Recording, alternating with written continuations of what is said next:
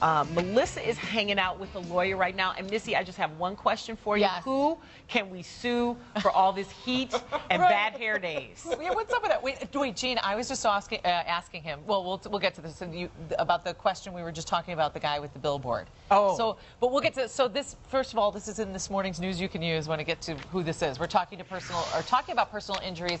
Joining us this morning to answer your question is John Grazian, partners with Grazian and Volpe here in Chicagoland. Of course, injury lawyers. How are you? I'm well. Yourself? Oh, good. Okay, so Gene, we were just Gotta talking hear about. this. Okay, the guy put up a billboard against his ex-girlfriend. I know this isn't personal injury, and he said, "My baby would have been 2 if she didn't murder our child," and then it was against abortion, and put up that sign. Remember? Yeah. So we wanted to know, like, you know, that's a pretty good case, right? Or is it just in bad taste? It's in horrible taste, obviously, but you know, if it's untrue, if she did in fact have a miscarriage, of course that's defamatory, and that is actionable. It's probably actionable anyway because you're not supposed to disclose what would be a private fact publicly about somebody. Right. So it's not free speech.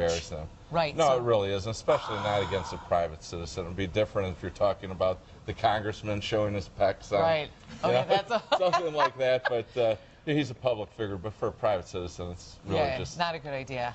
Terrible. I feel for the woman. Right, cry in private at home, but whatever you do, don't get out a billboard. Okay, so we have a bunch of questions for you. I think these are really good ones, and I think they probably affect us all. Let's see what the attorney's answers are on these. This one comes from Jacob. He saw on the news that Illinois changed the workers' comp laws. So if we get injured on the job, how will it now affect him? Okay, that's a great question, and actually for years the big business has been trying to change the workers' compensation laws, and last week they pretty much got what they wanted. A lot of this is at the expense of the worker, and one of the things that the worker is going to notice probably pretty immediately is they're going to start losing their right to choose their own doctor. As things stand now, if you get injured on the job, you have the absolute right to go whatever doctor you want to.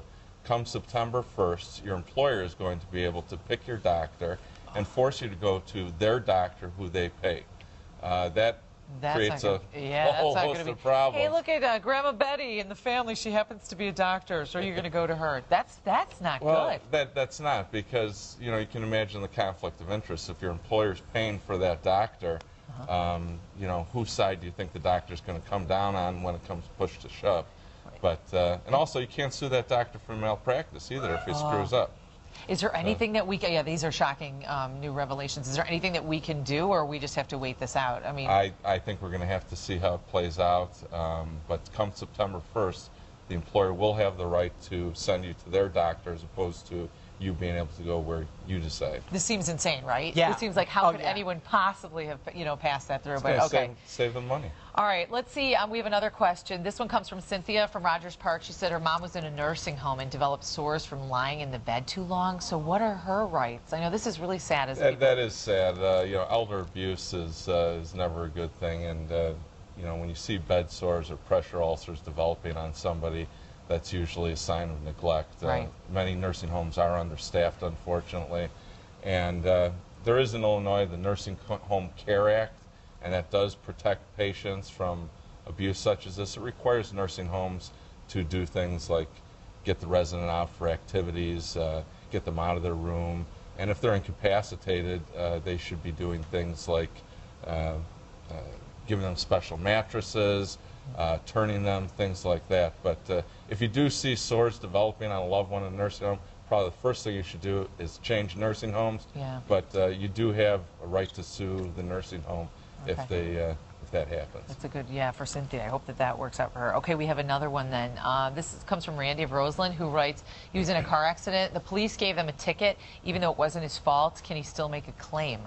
Yeah, he can. And you know, this actually happens a lot. You'll get people in a car accident, and each will say that the other ran the red light, that they had the green light, and the police officer shows up. They don't know what to do, so they just make their best judgment. Sometimes they give both of them a ticket. Sometimes they give none. Sometimes they give just one. But the point is pretty much what happens in traffic court stays in traffic court.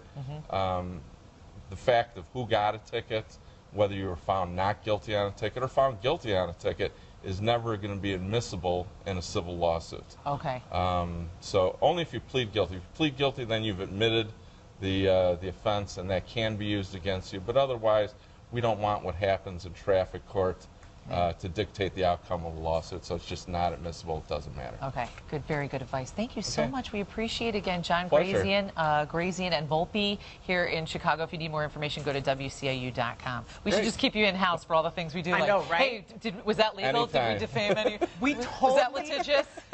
We totally need right? In-house counsel right here. Okay, so Gina's standing by. What's coming?